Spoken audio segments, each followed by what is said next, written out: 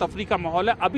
अभी DG ISPR का tweet आया है, उसमें कहा है India has struck 3 places from air, Bahawalpur, Kotli and Muzaffarabad. देखिए बहावलपुर, कोटली, मुजफ्फराबाद। बहावलपुर जैश ए मोहम्मद का हेडक्वार्टर, मौलाना मसूद अजहर की आतंकी फैक्ट्री। कोटली लश्कर का बहुत बड़ा हेडक्वार्टर।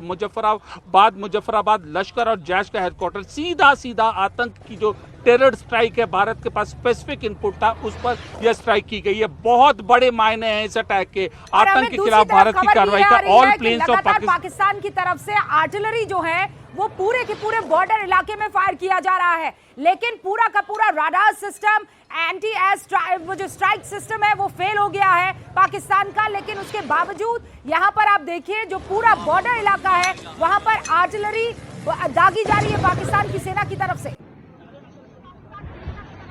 हाँ जी बिल्कुल, देखिए पाकिस्तान की ओर से न केवल आज बल्कि पिछले 8 दिन से यह आर्टिलरी दागी जा रही थी। तो इसके पीछे पाकिस्तान की सोची समझी साजिश, इसलिए सोची समझी साजिश थी पाकिस्तान की क्योंकि वह गोलीबारी की आड़ में घुसपैठ कराना चाहता था। गर्मियां शुरू हो रही हैं, ठंड खत्म हो रही है, बर्फ पिघलने गए, खैर ये तो अलग बात है। लेकिन फिलहाल अभी एयर स्ट्राइक से जुड़ी अहम चीज ये है कि ISPR ने जो यह ट्वीट किया है कि all planes of Pakistan air force are airborne, all strikes were made by India from its own airspace, Pakistan will respond to it time and place of its own choosing. It will not go unanswered. The temporary pleasure of India will be placed enduring grief. Pakistan की यह गीदड़ भपकी है, लेकिन जगह देखिए, जगह बहावलपुर, कोटली, मुजफ्फराबाद, यह जो पाकिस्तान ऑक्यूपाइड कश्मीर के जो कैंप्स हैं वह है टेरर टारगेट है। ये इस एयर स्ट्राइक की सबसे बड़ी चीज है। जैसा कि हम यह बार ये कह रहे हैं, पाकिस्तान को उसी की भाषा में करारा जवाब था। भारत के पास सूचना थी पहलगाम आतंकी। हमारे साथ इस वक्त सपना भी मौजूद है, हमारे साथ इस वक्त भवानी सिंह भी मौजूद है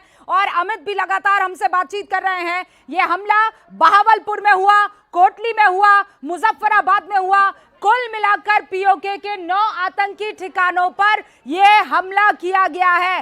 भारत ने आतंकवाद के खिलाफ अपनी लड़ाई को एक नया आयाम देते हुए एयर स्ट्राइक की है और इस बार ऑपरेशन सिंदूर में 9 अलग-अलग ठिकाने को, और जैसे भवानी ये बता रहे थे कि जैश ए मोहम्मद का हेडक्वार्टर इस बार जो है वो जद में था। इस हेडक्वार्टर को लगातार टारगेट यहां पर लॉक कर दिया गया था और अभी खबर यह आ रही है कि उसे नेस्तनाबूद कर दिया गया है। यह वही इलाका है जहां पर हमास के आतंकियों की और जैश ए मोहम्मद के आतंकियों की बैठक हुई थी और जैश ए मोहम्मद के इस हेडक्वार्टर को खत्म कर दिया गया है। फिर बता दूं आपको, बहावलपुर, कोटली, मुजफ्फराबाद, ये वो 3 इलाके हैं जहां पर इंडियन आर्मी ने ऑपरेशन सिंदूर को अंजाम दिया है। हमारी एयरफोर्स ने ऑपरेशन सिंदूर को अंजाम दिया है और आपको यह बता दें कि ये टारगेटेड स्ट्राइक थी भवानी, क्योंकि बार अब पाकिस्तान की तरफ से प्रोपेगेंडा खेला जाएगा। ये टारगेटेड एयर स्ट्राइक्स थी, हमने टारगेट को लॉक कर दिया था, हमें ये पता था, हमें पुख्ता इनपुट थे कि यहां पर ये आतंकी ठिकाने हैं और यहीं से ये लोग काम कर रहे हैं और उनको हमने जमींदोज कर दिया। भवानी देखिए रुबीना, इससे बड़ा टारगेट क्या हो सकता है कि जब ये एयर स्ट्राइक बहावलपुर के अंदर हुई तो बहावलपुर में ही पाकिस्तानी सेना का एयरबेस स्टेशन है। पाकिस्तानी सेना के लोग वहाँ ट्रेन करते हैं, लेकिन इंडिया ने जो एयर स्ट्राइक किए वो उस पे एयरबेस स्टेशन पे नहीं किए, एयरबेस स्टेशन के बजाय उस टेरर कैंप पे की है जो जो जैश ए मोहम्मद का हेडक्वार्टर है, जहां आतंकी ट्रेनिंग दी जाती है। यानी कि किसी भी पाकिस्तान के अंदर जो आर्मी के ठिकाने हैं, एस्टेब्लिशमेंट है, उसको निशाना नहीं बनाया गया और सीधा ये दुनिया को और पाकिस्तान को सीधा संदेश है कि आतंक बर्दाश्त नहीं किया जाएगा। कुछ देर पहले ऑपरेशन सिंदूर के बारे में यही कहा गया।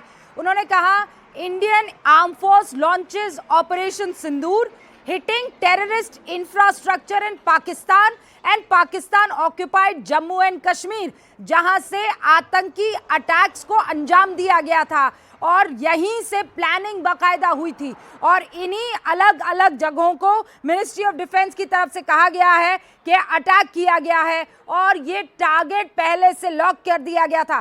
सपना भी हमारे साथ बनी हुई है। सपना, क्या जानकारी मिल रही है, क्योंकि खबर यह आ रही है कि पाकिस्तान के अलग अलग इलाकों में मस्जिदों से बाकायदा अनाउंसमेंट हो रहा है। इस वक्त पैनिक की स्थिति है पाकिस्तान में।